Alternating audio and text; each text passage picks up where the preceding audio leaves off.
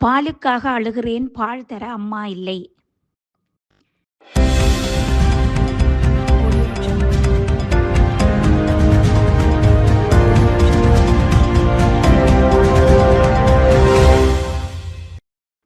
மரணம் என்பது வாழ்வில் எழுதப்பட்ட விதி. ஆனால் மரணம் சம்பவிக்கும் நிலைதான் மன வருத்தத்தை தருகிறது. அன்றாடம் உழைத்து களைத்த உள்ளங்கள் விடுமுறை நாட்களில் குடும்பத்துடன் வெளியில் செல்வது வழக்கம். தனது உறவினர்கள் வீட்டுக்கு தன் 3 குழந்தைகளுடன் சென்ற ஒரு குடும்பம் இன்று தாய் தந்தை என்ற இரு துருவங்களை இழந்து தனிமரமாக்கப்பட்டு விட்டது. இவர்களின் மரணம் தனியாக நடக்கவில்லை. 71 பேருடன் பயணித்த இலங்கை போக்குவரத்து சபைக்கு சொந்தமான பேருந்தில் 23 பேருடன் நிகழ்ந்தது. 54 இருக்கை கொண்ட பஸ்ஸில் 71 பேருடன் பயணித்த பஸ்ஸே இவ்வாறு பள்ளத்தாக்கில் விழுந்துள்ளது. 4 வருடங்களாக ஒரே பாதையால் 10 மணி நேரம் வாகனம் செலுத்தும் ஒரு சாரதி. இவர் பணிக்கு சேர்ந்து 14 வருடங்கள் நிறைவேற்றிவிட்டன.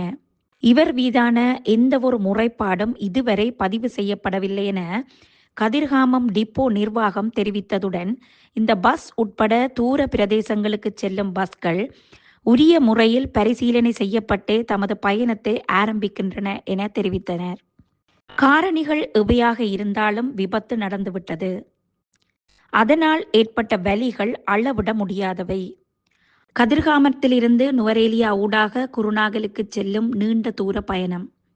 இரவு 10 மணிக்கு தனது பயணத்தை ஆரம்பிப்பதாக இருக்கிறது. ஒரே ஒரு சாரதி. நிறுத்தப்படும் இடங்கள் உணவு சாலைகளாக இருக்குமே தவிர ஓய்வு சாலைகளாக இருக்காது.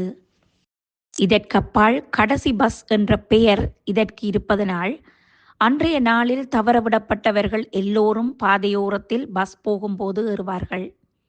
அதிகாலை வேளை, பழக்கப்பட்ட ரோட், வீதியின் நெளிவு சுழிவெல்லாம் தெரியும் தானே என்றவரை தூக்கம் சற்று கலக்கமடைய செய்திருக்கலாம்.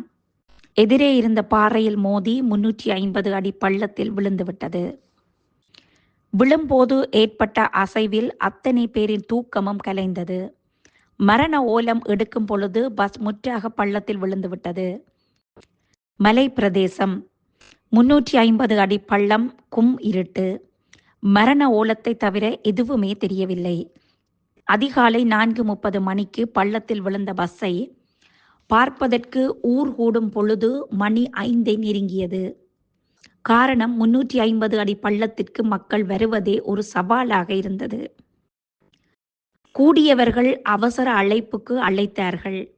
வைத்தியசாலை மேலும் இன்னொரு பிரிவுகளுக்கு அழைத்தாலும் அழைப்பு மணி அடித்து ஓய்ந்ததே தவிர மறுமுறையில் மறுமொழி இல்லை. ஆனால் ஊர் கூடினால் தேரிழுக்கலாம் என்பது போல் மனித சங்கிலி வடிவில் காயப்படாதவர்கள் முதலில் எடுக்கப்பட்டு பின் சிறு காயங்களுடன் இருந்தவர்களை எடுக்கும் பொழுது பாரந்தூக்கி வந்துவிட்டது. படையினர், ஆம்புலன்ஸ் சேவை என ஒன்றன் பின் ஒன்றாக 7 மணியை நெருங்கும் போதே வந்தார்கள். காயப்பட்டவர்கள் அதிக இரத்த போக்கில் மயங்கி விட்டார்கள். அரைமயக்கத்தில் இருந்தவர்கள் தண்ணீர் கேட்கிறார்கள். அவர்கள் கேட்கும் தண்ணீரை எடுத்து வர 350 அடி பள்ளத்திலிருந்து மேல் செல்ல வேண்டும் என்பதுதான் வேதனையான விடயம்.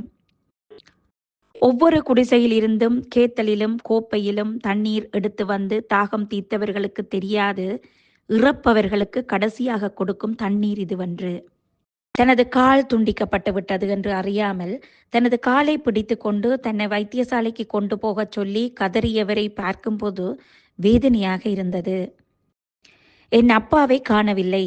என் அம்மாவின் வயிற்றுக்கும் நெஞ்சுக்கும் இடையில் அரை தூக்கத்தில் முழித்து அம்மாவிடம் பால் கேட்டேன். அம்மாவின் பாலை குடிப்பதற்கு அவரால் நிமிர முடியவில்லை. அதனால் எனக்கு தாய்ப்பால் கிடைக்கவில்லை. அங்கு நின்றவர்களிடம் கேட்டார் என் அம்மா, என் பிள்ளையின் பால் போத்தல் எங்கு இருக்கிறது என்று பாருங்கோ. என் பிள்ளை பாலுக்கு அழுகிறது என்றதும் என்னை அரவணைத்து தூக்கினார்கள். ஒவ்வொருவரது கையில் இருந்தும் 7 வரிசையாக சென்று வைத்தியசாலைக்கு கொண்டு செல்லப்பட்டேன். அங்கு என் 2 உடன்பிறப்புகளும் காயத்துடன் வந்திருந்தார்கள். அவர்கள் எனக்கு சொன்னது, தங்கா, உனக்கு ஒன்றும் ஆகவில்லையே. எங்கள் செல்வம் ஒரு காயமும் இல்லாமல் வந்துவிட்டாள். அம்மாவின் மடியில் இருந்ததனால் அவளுக்கு எந்த காயமும் இல்லை என்றாள் அக்கா. அம்மா எங்கே என்றான் அண்ணா. அண்ணாவின் கேள்வி முடியும் முன் அக்கா அப்பா அங்கே அப்பா அங்கே என்று ஒவ்வொரு காயக்காரர்கள் நடுவிலும் தேடி அலைவதை பார்க்கும் பொழுது என்னை இன்னும் ஒரு தாய்மை அணைத்து கொண்டது. கையில் கனியுலா பூட்டப்பட்டது. சேலைன் தந்தார்கள், பிஸ்கெட் தந்தார்கள், போத்தல் நிறைய பால் தந்தார்கள். நான் குடித்துவிட்டு தூங்கிவிட்டேன். எழும்பி பார்க்கும் பொழுது எங்களோட வீடு தெரிந்தது. ஒரே செனக்கூட்டம். கூட்டத்தின் நடுவில் ஒப்பாரி ஓலம். நிமிர்ந்து பார்த்த பொழுது அம்மாவும் அப்பாவும் மணவாள கோலத்தில் உறங்கிக் கொண்டிருந்தார்கள். அண்ணன்மார் சில்வர் குடத்தில் தண்ணீர் தெளிக்கிறார்கள். வாசலில் அழகான பேனர் கட்டப்பட்டிருந்தது. சிறிது நேரத்தில் அம்மாவையும் அப்பாவையும் தூக்கிக் கொண்டு சென்றார்கள். வெடிச்சத்தம் கேட்டது. ஊரே கூடிய எங்கள் வீடு அப்பா அம்மாவின் உடலம் வீட்டை விட்டு போகும்போது வெறிச்சோடி விட்டது. எல்லோரும் அழுகிறார்கள். என்னை பிடித்தும் அழுகிறார்கள். எனக்கு நடப்பது என்னவென்று புரியும் வயது இல்லை. ஆனால் வீட்டில் அம்மா இல்லை என்று தெரிந்தது. காரணம், நான் பாலுக்காக அழுதேன். யாரும் பால் தரவில்லை.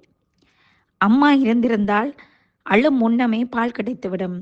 தாயைத் தவிர யாரும் எங்களை நிழலால் தொடரமாட்டார்கள். என்னை காத்து உயிர் கொடுத்த தெய்வம் அந்நியர் தினத்தில் தன் மணவாளனோடு விடை பெற்றுவிட்டாள். நானும் உடன்பிறப்புகளும் என்ன செய்ய போகிறோம் என்பதை தீர்மானிக்கும் சக்தி கடவுளிடமே உள்ளது. விபத்துக்கள் நடப்பது திட்டமிடப்பட்டது அல்ல. இருந்தாலும் விலை மதிப்பற்ற உயிர்களை சுமப்பது சாரதி வடிவிலான மனிதர்களே. இவர்களுக்கும் குடும்பம் இருக்கிறது. ஒவ்வொரு சாரதிகளும் தம் குடும்பத்தைப் போல் பயணிகளை நினைத்து வாகனத்தை செலுத்துங்கள். காரணம், என்னைப் போல் உங்கள் குழந்தையும் அப்பாவை இழந்துவிடக்கூடாது.